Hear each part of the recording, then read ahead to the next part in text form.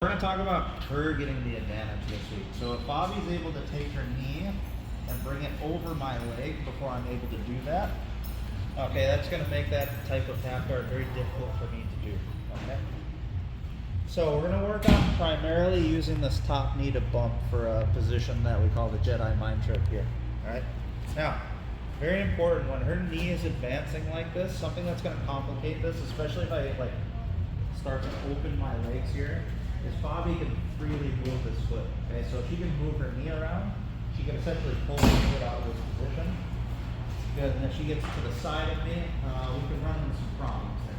Okay, so let's check off a few boxes here so we make sure we're not getting countered as we go over things here. All right.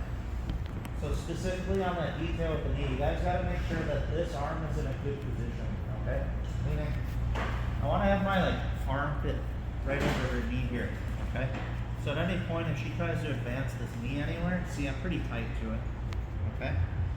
Another thing that might happen when she's already here, and this is going to be pretty much all of the next class, is she might try to back step, okay? And I want this underhook being a slight push on her hip, okay? That's not necessarily going to stop her every time, but that's going to be a good buffer so I can buy some time to counter her here, okay? Now, once we have all of that in order, let's talk about this far leg too. Okay, so could you put your foot up, please? All right. We do have a lot of strong options here to influence this position with this far hand. With no gi, we were looking at just like cupping the leg here. Okay, that'll certainly work here as well. In gi, we can also look at options here where we grab the inside of the pants here as well. Okay. Now, that pretty much goes over every utility we have here. Now let's talk about the main off balance. Again, it's going to be that top knee. I'm going to start to use that once I have all of these things in place here. So I'm going to take my left knee. I'm going to bring it as far behind her as possible, and I'm just going to use this to give her a good bump. Okay? And a lot of times if people aren't used to this position, you see it brings your hand out pretty far here. Okay?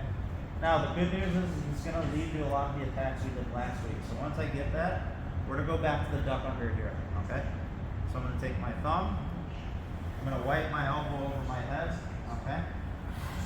I'm going to come up to my knees with them pinched nice and tight. Again, let's check off these boxes. I got this armpit in front of the knee. This looks very minor, but it's actually very important. I don't want Mike sliding his knee around, okay? My underhook, it's a little bit different than the Coyote guard from last week. I'm not necessarily pulling the whole time. I'm almost pushing with my elbow sometimes. So it slows him down if he tries to backstep on me, okay? Yeah, we'll talk about all that in the next class. Now, again, if it's no gi, this is your best shot, okay? It's really the only thing you have on with the control of the leg, okay? Gi, we can grab the material here. For what we're doing right now, this doesn't really make a huge difference. For the next class, it will, okay? Because we're going this way. We're not trying to lift him up, all right? So once we have all of these things in order, we have a safe position here. We're ready to start attacking him, okay? So I'm going to take my left knee, and I'm going to give him a good bump with this thing, okay? Try to drive all the way through him so his hands keep tracking him, okay? Once that happens, I'm going to switch that underhook to a thumb post like last week. Come up to my elbow, pinch my knees, get my spiral right, and get some weight into this hand. Okay. So this isn't necessarily specific to half guard either, okay? Now, when the top person doesn't have the underhook, okay, we looked at last week, like if his head position's kind of bad, we could potentially jump into the front headlock, pummel this to a darce, okay? Or even in some cases here, start to attack the kimura, okay? When we feel that's not a possibility, what a lot of people are going to do from here, especially in no-gi, is they're going to look to plant this hand, they're going to look to backstep, okay? And a lot of things can happen off this backstep. Okay, especially in no-gi, people will look to chop this knee and enter into saddle and attack your legs, okay? Maybe a little more common in the gi, people will take this all the way to the other side, what we call a reverse half guard, okay? Where we come here, okay, and we start to look to pull the knee and look for long step style passes there, okay? So that's gonna set the stage. That's kind of like what we're up against this week, okay? So top person for right now, we had this problem a little bit last night. Your job is gonna be to plant this hand try to stay on top of your partner while we're operating, okay? So again, just to reiterate really quick some of the things we're doing from the basics class, okay? Our underhook functions slightly different where we're like pushing with the elbow here, okay? I don't want Grant to have free range of motion with this knee, so I'm essentially covering it with my armpit, okay? Next thing here, okay, and I really want this to be a big part of the first attack we're to do for the Jedi Mind Trick series, okay? Is a grip on this leg, okay? So we have a palm up grip here, guys. We could sit here and argue about which grip is the best, okay? Here, Grant could hit a wrist pin, right? If I grab palm down, he could strip upwards. And of course, no-gi, this is a loose connection, which really leads to the next part. When we make this grip, I don't want to stay static here too long. I want to get right into my off-balancing motion, which is again going to be my top knee here. So last class, we looked at kind of like a basic reaction here, maybe something a beginner would do. Like if we bump him really hard, there is potential that he could post out really far, okay? A lot of times though, somebody more experienced are gonna try to stay pretty level here. So what we're gonna do is as we bump, we're gonna start to lift with this grip and we're gonna change it to that outside hook, okay? So now we're officially entering like the Jedi Mind Trick here, okay? We are going for a crab ride, so we wanna try to get this hook as high as possible here so I have traction over his leg. So if Grant like moves his leg around here, see I'm pretty well attached to it. Okay, whereas if I go a bit lower, I can start to lose that leg a little bit oftentimes, okay? One thing we're gonna do for basically the entire class also is our head position. We wanna bring that more towards the outside, okay? Without him also turning out with a lot of these techniques, all right? So a lot of times as we get this hook and we elevate, that'll be enough to move behind the person, okay? But if it's not, we can also use our hand to pass through here, okay? Now, next thing we want to do is affect this bottom leg. Another thing we'll be doing for a lot of this class today, okay? Now, this knee is going to tend to be really heavy a lot of times. So again, the answer to a lot of your problems here is keep this hook really active and almost lift so that this knee gets light, so that when we push, it's easier to get that foot around, okay? And now from here, remember a good back position. I want my hips higher on his body, specifically above his hips. So as we're getting into place here, keep extending, okay? That way we end up higher than our partner here. As we get behind, let's connect to our seatbelt grip right away so we have upper body control. And then from here, we can work in the second hook. Yeah, see, like Albert made a knee slice motion there. It's gonna happen a lot from open guard when you miss all of your guard retention, okay? So we're here, remember blocking the knee, this elbow's kind of framing here, okay? If we want to get the ball rolling a little bit, we're using this knee to bump. That can tend to make the leg lighter and also influence him to back step when he's off balance, okay? Remember, once I attach, I want to be active with this hook. You see how I'm moving him, okay? As I'm doing all that, I'm moving my head behind, pushing this knee down so I can get my hook in, seat belting, and then getting both hooks. Add it to begin with, and Grant hits a good back step here. Okay, see, not only should I a little more here, even that's like kind of unrealistic, okay? He could go all the way to like a reverse half guard, try to pass, okay? Also things we can do from there. But one of the bigger problems here is we have an exposed leg at this point. All right, so things like knee bars, him falling back to saddle, okay, those are all problems here, okay? Now, assuming we didn't do this with timing, I'll show a momentum-based version of this in a second, okay? We're gonna lock our half guard here, okay?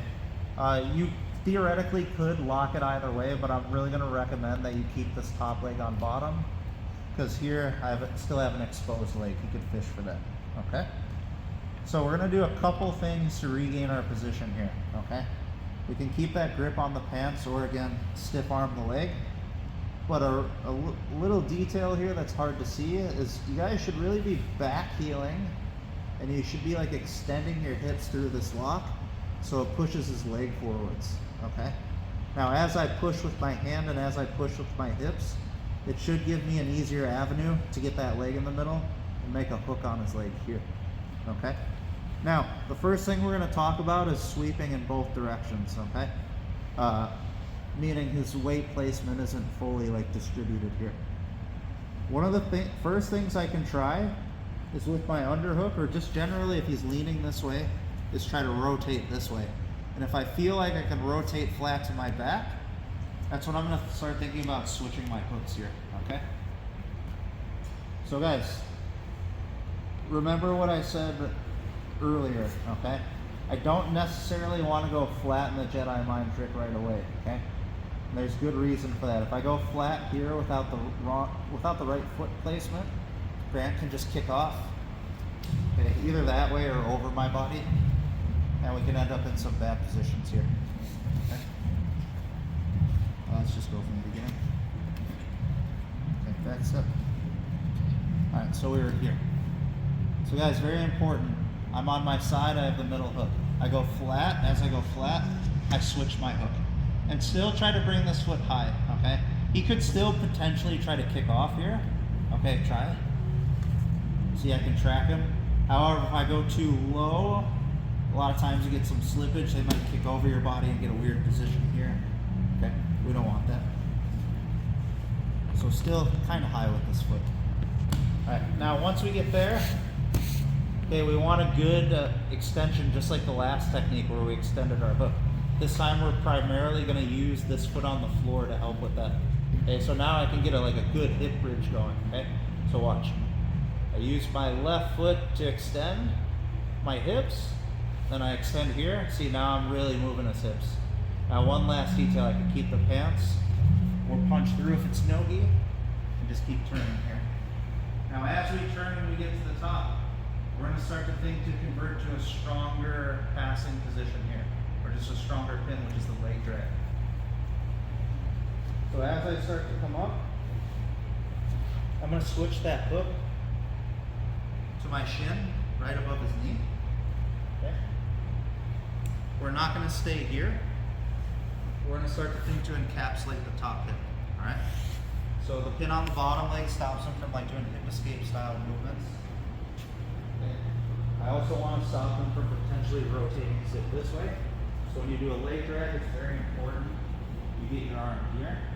If it's deep, it connects the collar, but the source is an elbow to knee connection. So now if Grant tries to turn out, and this way too, it's really tough for him. Okay? And we can just stop right here. We're not doing like a forced version of the Jedi Mind Trick. Let's say I backstep really quick and Grant wants to go for the first one. Go ahead. Yeah, I see he stays on his side when he does that. Okay?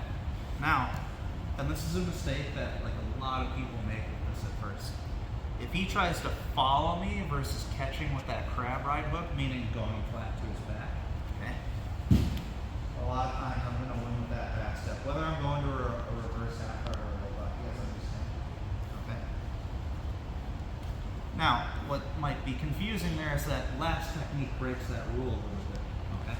So go ahead and get that middle hook again. Okay? Now, the difference is here is he obviously has this hook, okay? Just to be clear, that's not always enough, but that's a good start, okay? Now, again, be mindful that when he has that first hook, we really want to pay attention again if the person's putting their weight this way. Now this is a safe buffer to start to switch the hooks, and when he switches hooks here, again, now I'm not necessarily going to burn him here because he has control of my leg. My leg's not in a reverse half guard. I'm not going to leg lock him like this, okay? So that's the part like that you really have to get a good feel for, if that makes sense. Guys, this is supposed to be like a hip bridge. Okay. If you do that, you're going to have more control over your partner's weight, period. Okay, so, okay, switch your hooks. Okay, bridge. Yeah, look, now start to come in. See how like extended I am here? Okay, now, let's go right here. Come up to the leg drag. Alright, some of you are just stopping right here and like trying to pass. Alright, there's a couple problems with that. Again, that could absolutely work, especially if the bottom person doesn't have good guard retention. But if Grant doesn't encapsulate this knee, you guys see, even though he's underhooking my leg, I can still move it, okay? So try to pass like with underhooking my leg, like this way. That knee is gonna invert, okay? Now go back. Now, if you bring the elbow over like we practiced, okay, now start to pass. Keep that tight. You guys see? Now he's got control of the hip. Okay, so we're here. He goes to back step, and he beats me. And that's gonna happen a lot, guys. Right away. Hide that leg lock leg, okay? Start to back heel and hip in. As you back heel and hip in, use this hand to elongate his leg so you can feed to this hook, okay? I start to engage my hook and I feel Albert's going backwards. That's the way I'm gonna go. As you start to roll flat to your back, that's where you're gonna switch your hooks, okay? You're gonna plant here, elevate. Okay, even if he drops like this, continue to elevate so you have control over his hip. Punch. Okay, as you come up, okay, I like to start early by keeping my ear tight, rolling my shoulder over, and then getting tight to the leg drag here. All right, so now I feel he's compensating more this way. So instead of rotating to my back, I'm gonna start leading with my foot here, okay? We're still pushing down, okay? We're still extending our leg and we're still bringing our head behind as we start to stretch this foot. Now, I said this about the last technique to some of you. The longer you can keep his foot off the ground here, the more time you can control the scramble with his right leg here, okay? Another problem with going this way is if I don't have control on Grant's left side, he can step out. Okay, yeah, he has free range of motion there. So we're starting with the underhook here still. So when you're doing a position like this, if you feel him try to turn out, go ahead, do the same thing you just did. We're pulling here, okay? Now, as we keep that foot off the ground, okay, and we start to build up to our elbow, guys, start to think to climb this control deeper. Don't stay with like a half guard underhook, okay? If it's no gi, you can go deeper on the body like a body lock. And again, if it's gi, if you prefer, we can go for that bottom lapel, okay? I already have my elbow to knee connection. That's the positive with this one.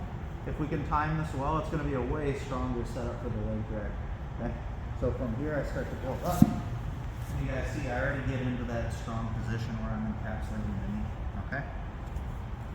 Guys, a lot of times when you do this one,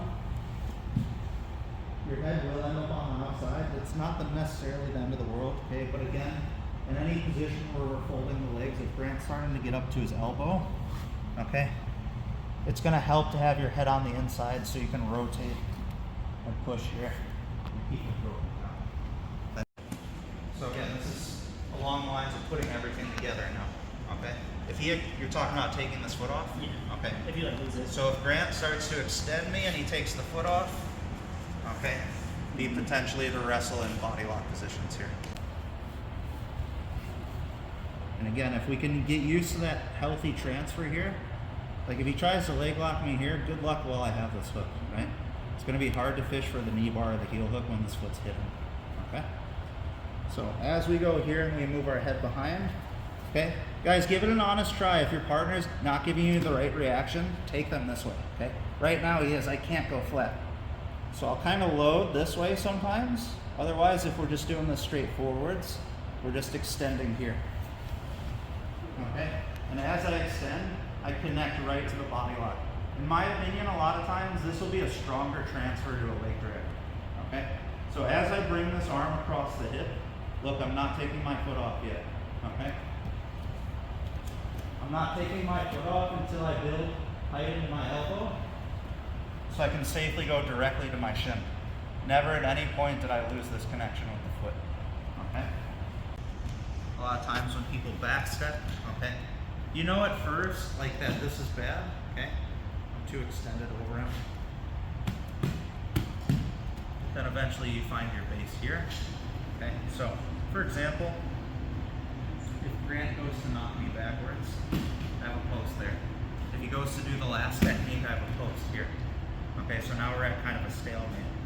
Now the good news is, like the beginning of class, he still has an avenue to get behind me here, okay? So we're gonna go back to the back take now.